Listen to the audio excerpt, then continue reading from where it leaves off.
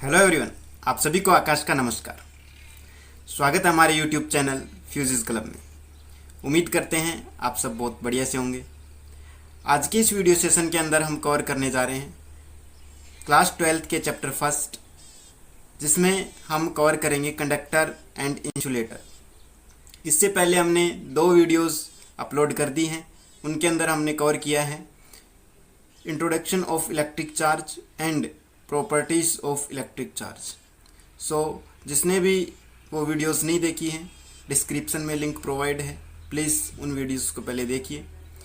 और आज के इस वीडियो सेशन को स्टार्ट करने से पहले आप सभी से रिक्वेस्ट है कि इस यूट्यूब चैनल को सब्सक्राइब कर लीजिए और बेल आइकन प्रेस कर लीजिए, जिससे कि अपकमिंग वीडियोस की नोटिफिकेशंस आपको मिलते रहेंगे।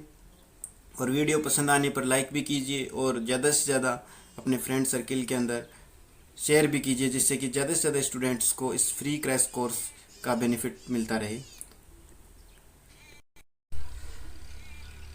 बात करते हैं कंडक्टर एंड इंसुलेटर की। कंडक्टर और इंसुलेटर को समझने से पहले हमें एटम का स्ट्रक्चर समझना होगा, जो हम काफ़ी पढ़ भी चुके हैं प्रीवियस क्लास के अंदर, पर फिर भी अपन एक बार यहाँ पर कवर करते हुए चलते हैं। बात करते हैं एटम की। तो एटम के अंदर यहाँ पर न्यूक्लियस के अंदर पॉजिटिव चार्ज प्रोटॉन के पास में रहता है और न्यूट्रॉन जो कि न्यूट्रल पार्टिकल हैं, और बाहर ऑर्बिट में इलेक्ट्रॉन्स रिवॉल्व कर रहे होते हैं। अब क्या होता है कि यहाँ पर इलेक्ट्रॉन के पास में जो चार्ज है वो नेगेटिव चार्ज हैं, और यहाँ पर प्रोटॉन के जो पास चार्ज हैं वो पॉजिटिव चार्ज है। और यहाँ पर पॉजिटिव और नेगेटिव चार्ज के बीच में जो अट्रैक्शन फोर्स लगता है उसको अपन बोलते हैं इलेक्ट्रोमैग्नेटिक फोर्स। ये इलेक्ट्रोमैग्नेटिक फोर्स जो होता है वो 2 चार्ज पार्टिकल के बीच में ही लगता है। तो जो 2 चार्ज पार्टिकल, यहाँ पर एक प्रोटॉन है और एक इलेक्ट्रॉन्स है, ये नंबर्स जो है वो एटॉमिक नंबर के बिहाव पर अलग अलग एलिमेंट्स के अलग अलग नंबर होते हैं। तो अब यहाँ पर क्या होता है कि इन दोनों के बीच में यहाँ पर अट्रैक्शन बना हुआ है, और इस अट्रैक्शन की वजह से, इस इलेक्ट्रोमैग्नेटिक फोर्स की वजह से जो इलेक्ट्रॉन्स होते हैं वो अपनी ऑर्बिट छोड़कर बाहर नहीं निकलते। बात करें कि कंडक्टर और इंसुलेटर के अंदर एटम का किस तरीके से रोल होता है, तो अगर मटेरियल के अंदर इलेक्ट्रॉन्स मूव होने लग जाएं, अगर किसी भी मटेरियल के अंदर इलेक्ट्रॉन्स अगर मूव होते हैं, तो उस वजह से, इलेक्ट्रॉन्स के मूव होने की वजह से उसके अंदर इलेक्ट्रिसिटी फ्लो होने लग जाती है। तो बात करते हैं यहाँ पर एटम की। तो एटम जो है वो 2 टाइप्स का होता है। अगर स्टेबिलिटी की बेसिस पे देखते हैं अपन, तो एक तो होता है स्टेबल एटम, और दूसरा जो होता है वो अनस्टेबल एटम होता है। तो स्टेबल एटम की बात करते हैं। स्टेबल एटम के अंदर जो ऑर्बिट्स होती हैं, वो कंप्लीट होती हैं। उनके अंदर जो नंबर ऑफ इलेक्ट्रॉन्स हैं, इलेक्ट्रॉन्स का नंबर होता है वो फुल होता है जितना उसके अंदर चाहिए होता है। जिस तरीके से फर्स्ट ऑर्बिट के अंदर 2 इलेक्ट्रॉन, सेकेंड ऑर्बिट के अंदर 8, फिर 8, 18, 18, 32, इस तरीके से अगर जिस भी एटम के अंदर लास्ट ऑर्बिट के अंदर उसके जो नंबर ऑफ इलेक्ट्रॉन्स हैं वो अगर कंप्लीट रहते हैं तो उसको अपन बोलते हैं स्टेबल एटम। और स्टेबल एटम जो है वो ना तो अपने इलेक्ट्रॉन्स किसी के साथ शेयर करता है, जिस तरीके से ना ही वो रिसीव करेगा, ना डोनेट करेगा। तो इस वजह से जिस भी मटेरियल के अंदर ज़्यादा से ज़्यादा अगर स्टेबल एटम है तो उसके अंदर इलेक्ट्रिसिटी फ्लो होने के उतने ही कम चांसेस रहते हैं। दूसरा बात करते हैं अपन यहाँ पर अनस्टेबल एटम की। तो अनस्टेबल एटम जो है, अनस्टेबल एटम, यहाँ पर क्या होता है कि एटम की जो आउटर मोस्ट शेल होती है उसके अंदर इलेक्ट्रॉन्स का जो नंबर होता है वो कंप्लीट नहीं होता। जिस तरीके से बात कर ले लेते हैं अपन यहाँ पर एक एलिमेंट सोडियम। सोडियम एक तरह की मेटल है। तो यहाँ पर बात करते हैं, इसका ये जो नंबर है ये एटॉमिक नंबर होता है, और एटॉमिक नंबर होता है कि नंबर ऑफ प्रोटॉन और नंबर ऑफ इलेक्ट्रॉन्स इक्वल होते हैं, जो हमारा एटॉमिक नंबर होता है। तो इसके बेसिस पे बात करें आगे, तो जिस तरीके से फर्स्ट ऑर्बिट है, फर्स्ट ऑर्बिट के अंदर 2 इलेक्ट्रॉन्स, सेकेंड ऑर्बिट के अंदर 8 इलेक्ट्रॉन्स, और थर्ड ऑर्बिट जो है ये हो गए हमारे 5, 6, 7 और 8।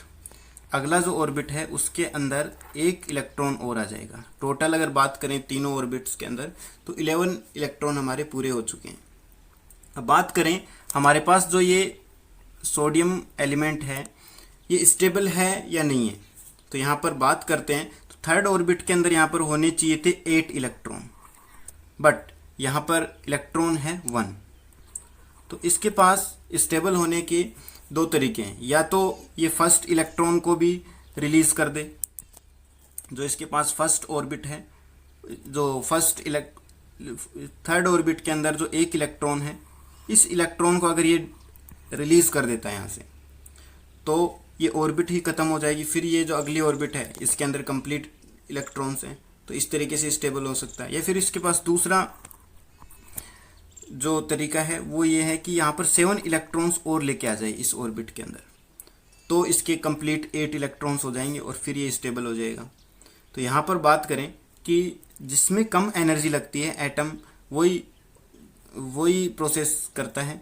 जिस तरीके से यहाँ पर 1 इलेक्ट्रॉन्स को रिलीज करने में एनर्जी कम लगेगी तो 1 इलेक्ट्रॉन्स रिलीज कर देंगे और रिलीज करके स्टेबल बन जाएगा। तो जितनी भी मेटल्स होती हैं उन मेटल्स की बात करें तो उन मेटल्स की वैलेंसी की बात करें तो वैलेंसी हमेशा 1, 2, 3, 4 बस ये ही वैलेंसीज होती हैं जो कि आउटर मोस्ट सेल के अंदर होती हैं ये। तो अगर बात करें अपन किसी भी मेटल की तो कोई भी मेटल जो होती है उसके अंदर लास्ट ऑर्बिट के अंदर 1, 2, 3, 4 यही एटम्स यही इलेक्ट्रॉन्स मिलते हैं, जिससे कि वो इजीली रिलीज हो जाते हैं जैसे अपन उनको एनर्जी देते हैं। सो इस तरीके से कॉन्सेप्ट होता है एटम का। तो एटम जो होता है वो हर एक मटेरियल जो होता है वो बहुत से एटम से मिलकर बना होता है। अब यहाँ पर बात करते हैं अपन कंडक्टर और इंसुलेटर की। तो कंडक्टर को समझते हैं। कंडक्टर जो है कोई भी मटेरियल होता है, अगर उस मटेरियल के अंदर कोई भी मटेरियल होता है, मटेरियल हमेशा बहुत से इलेक्ट्रॉन से मिलकर ही बना होता है, तो उसके अंदर स्टेबल एटम भी होते हैं, अनस्टेबल एटम्स भी होते हैं। तो अनस्टेबल्स अगर नंबर ज़्यादा होता है तो यहाँ पर जैसे ही अपन इसको एनर्जी प्रोवाइड करवाते हैं, तो एनर्जी प्रोवाइड करवाते ही यहाँ पर क्या होता है कि जिस तरीके से बात किया था हमने एटम की, तो एटम के अगर आउटर मोस्ट सेल में 1-2 इलेक्ट्रॉन्स हैं तो वहाँ पर इस एनर्जी की वजह से वो इलेक्ट्रॉन्स लूज हो जाते हैं वहाँ से, और लूज होके फ्री हो जाते हैं। अब ये इलेक्ट्रॉन्स फ्री हो चुके हैं यहाँ पर, तो ये इलेक्ट्रॉन्स अब क्या करते हैं, मूव करना स्टार्ट कर देते हैं। और जैसे ही ये इलेक्ट्रॉन्स मूव करेंगे तो इस मटेरियल के अंदर इलेक्ट्रिसिटी फ्लो होना स्टार्ट कर देती है। तो जिस डायरेक्शन के अंदर इलेक्ट्रॉन्स मूव होते हैं उसकी ऑपोजिट डायरेक्शन के अंदर क्या होता है कि हमारी इलेक्ट्रिसिटी जो होती है वो फ्लो होने लग जाती है। तो ये कंसेप्ट होता है कंडक्टर का। तो कंडक्टिंग मटेरियल के अंदर अनस्टेबल एटम्स के जो नंबर होता है वो काफ़ी ज़्यादा होता है। इस वजह से जैसे ही अपन ने थोड़ी सी भी एनर्जी यहाँ से प्रोवाइड करवाते हैं अपन एक्सटर्नल सोर्स से, तो नंबर का बहुत सारे नंबर्स जो होते हैं इलेक्ट्रॉन्स के वो फ्री हो जाते हैं, और वो इलेक्ट्रॉन्स फिर मूव करते हैं तो इलेक्ट्रिसिटी उस कंडक्टर के अंदर बनती है। आइए समझते हैं कुछ पॉइंट्स के थ्रू इनको।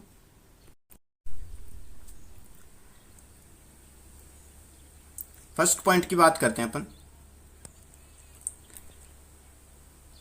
फर्स्ट पॉइंट के अंदर बोला है कि a conductor is defined as a material that allow electricity to pass through them easily. जिन भी मटेरियल्स के अंदर से इलेक्ट्रिसिटी इजीली पास हो सके तो उनको अपन बोलते हैं कंडक्टर।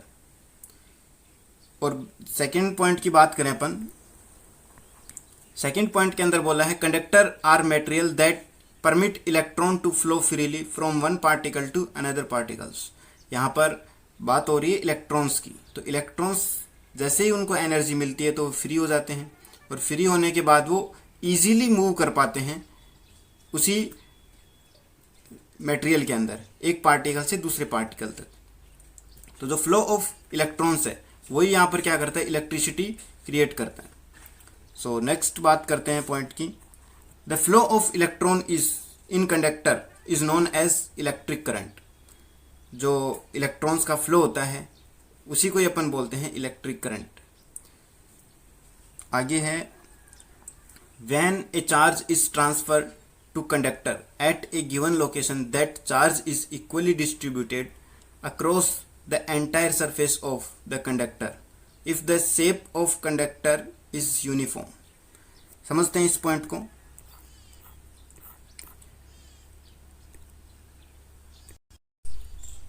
कि हमारे पास एक कंडक्टर है, कोई भी शेप में अगर हम ले सकते हैं, रेक्टेंगुलर है, किसी भी शेप में होना चाहिए, पर अगर वो यूनिफॉर्म है तो अपन क्या करते हैं, इसके अंदर कहीं पर भी एक्सटर्नल सोर्स से अपन इसको इलेक्ट्रॉन्स प्रोवाइड करवाते हैं, चार्ज प्रोवाइड करवाते हैं।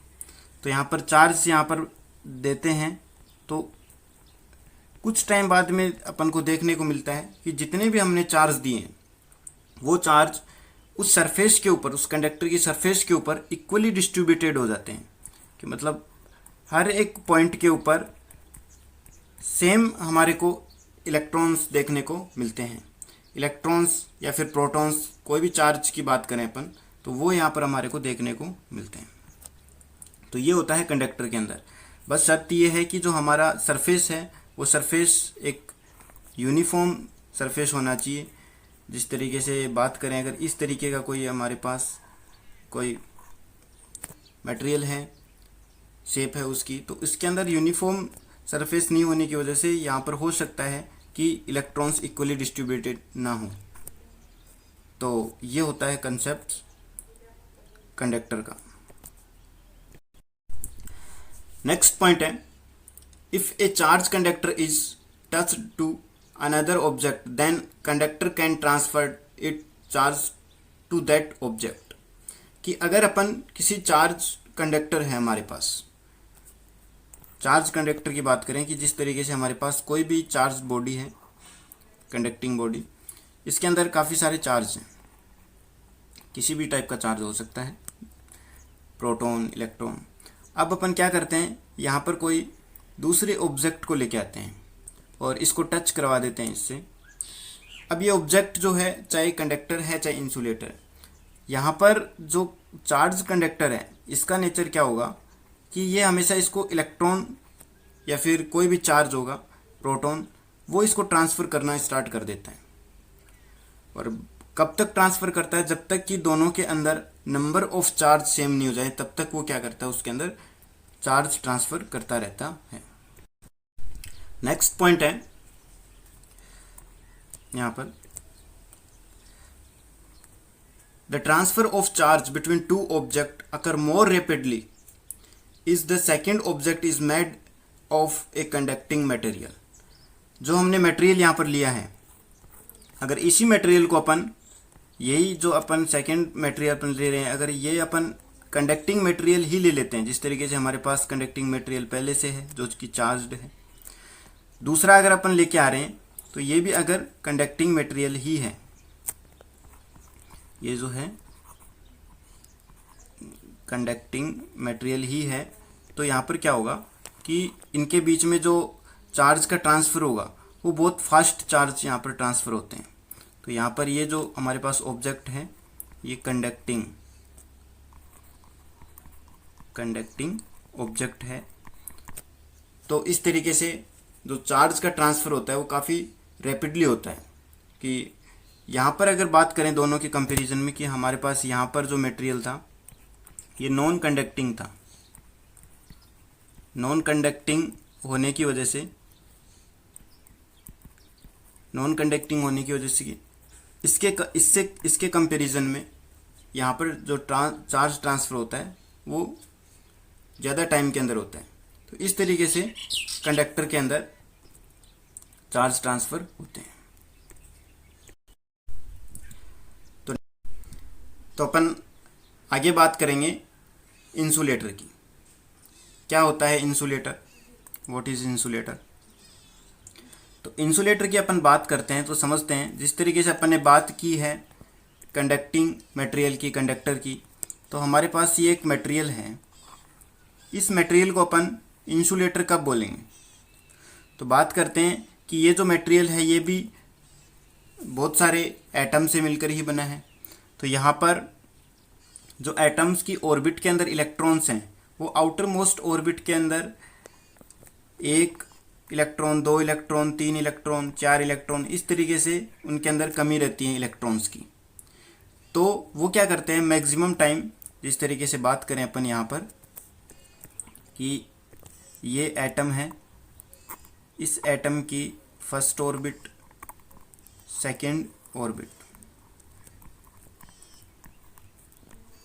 सेकेंड ऑर्बिट की यहाँ पर बात करते हैं अपन कि सेकेंड ऑर्बिट के अंदर यहाँ पर 6 इलेक्ट्रॉन हैं इसके पास। इसको स्टेबल होने के लिए 2 इलेक्ट्रॉन्स चाहिए। तो ये क्या करता है, कहीं से भी इसको अगर इलेक्ट्रॉन्स मिलते हैं तो ये रिसीव करके, एक्सेप्ट करके अपने आप को स्टेबल बना लेता है। तो मैक्सिमम टाइम जो हमारे पास इंसुलेटर मटेरियल होते हैं उनके पास इसी तरीके से एटम्स होते हैं, जिसके अंदर या तो 1 इलेक्ट्रॉन, 2, 3, 4 इलेक्ट्रॉन्स की कमी रहती है। तो वो अपने इलेक्ट्रॉन्स एक्सेप्ट करके अपने आप को स्टेबल बना लेते हैं। और स्टेबल बनाने की वजह से इस मटेरियल के अंदर क्या होता है कि यहाँ से इलेक्ट्रॉन्स अपन एनर्जी देने पर कुछ अमाउंट के अंदर लूज तो होते हैं, बट यहाँ पर अनस्टेबल एटम्स की वजह से कुछ इलेक्ट्रॉन्स यहाँ पर मूव्स होते हैं, रिलीज होके मूव्स होते हैं। तो इनके जैसे इनके अंदर मोशन आता है तो यहाँ पर काफ़ी सारे अनस्टेबल एटम्स यहाँ पर होते हैं। वो अनस्टेबल एटम्स क्या करते हैं, इनको वहीं पर ही रोक लेते हैं, रेजिस्ट कर देते हैं। और इस रेजिस्टेंस की वजह से उनके अंदर इलेक्ट्रिसिटी नहीं बन पाती है, जो इलेक्ट्रिक करंट जो होता है हमारा वो नहीं बन पाता है।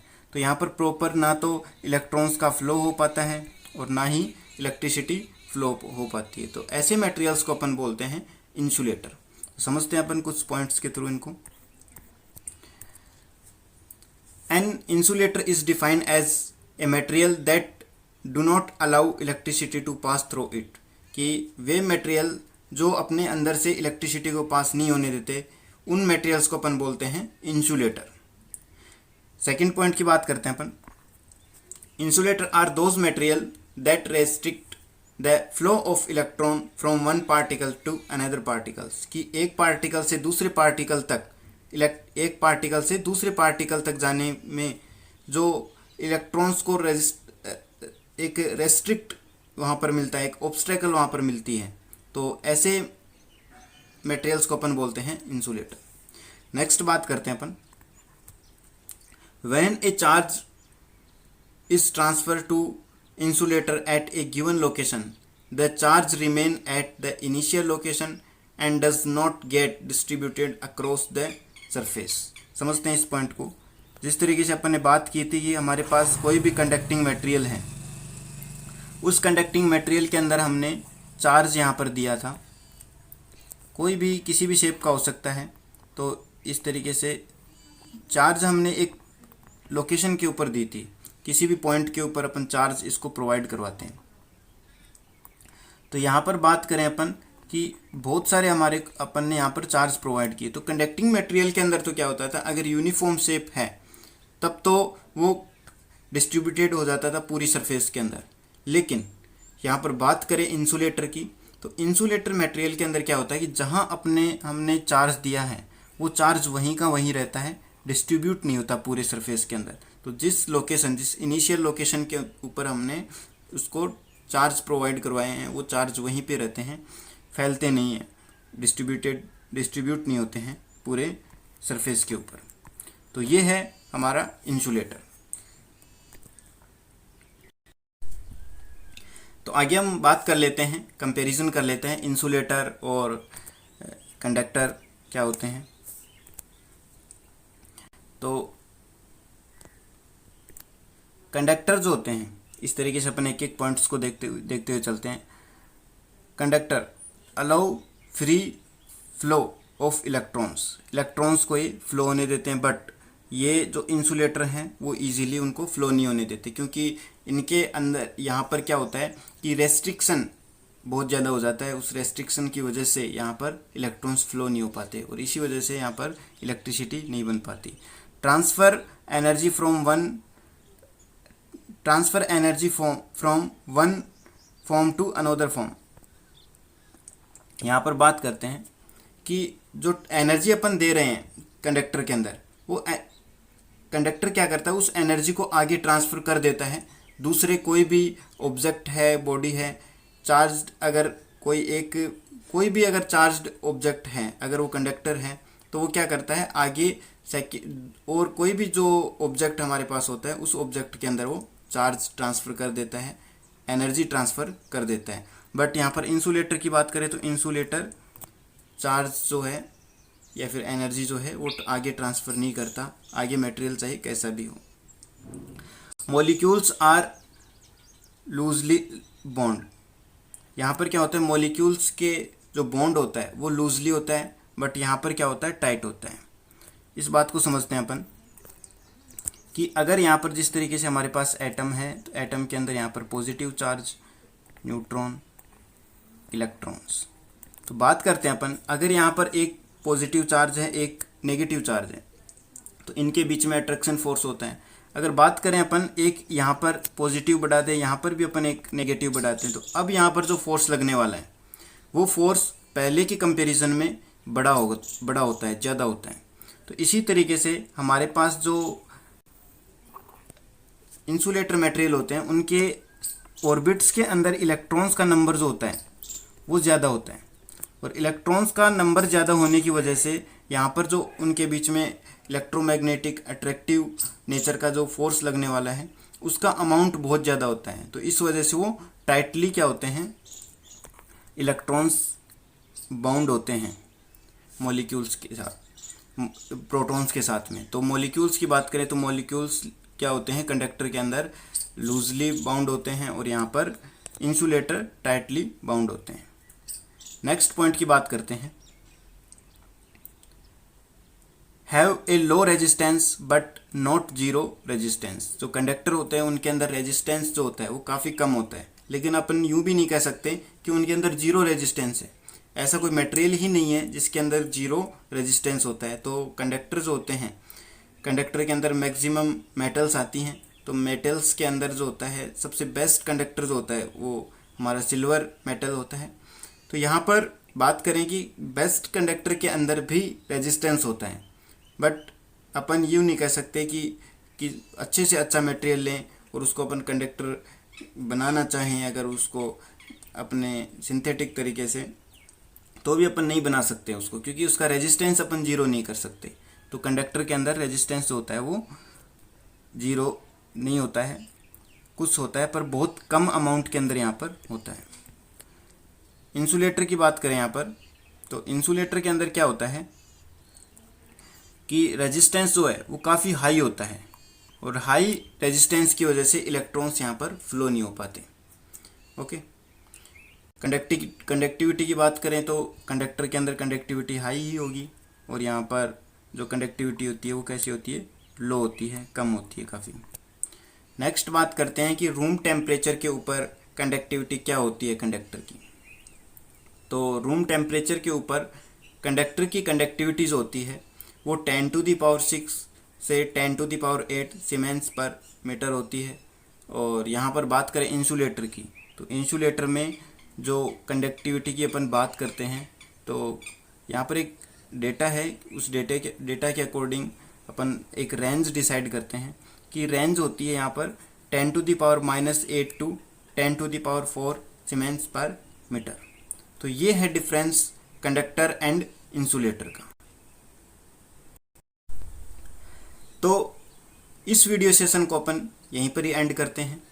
अगले वीडियो सेशन के अंदर हम डिस्कस करेंगे चार्जिंग मेथड, जिसमें एनसीईआरटी सिलेबस के अकॉर्डिंग हमारे है चार्जिंग बाय इंडक्शन, तो वो हम अगले वीडियोस के अंदर डिस्कस करेंगे। सो गाइज, उम्मीद करता हूँ ये वीडियो आपको काफ़ी पसंद आई होगी। प्लीज़ लाइक कीजिए अगर ये वीडियो आपको पसंद आता है, ज़्यादा से ज़्यादा शेयर कीजिए और सब्सक्राइब करना ना भूलें। मिलते हैं अगले वीडियो के अंदर। Bye bye.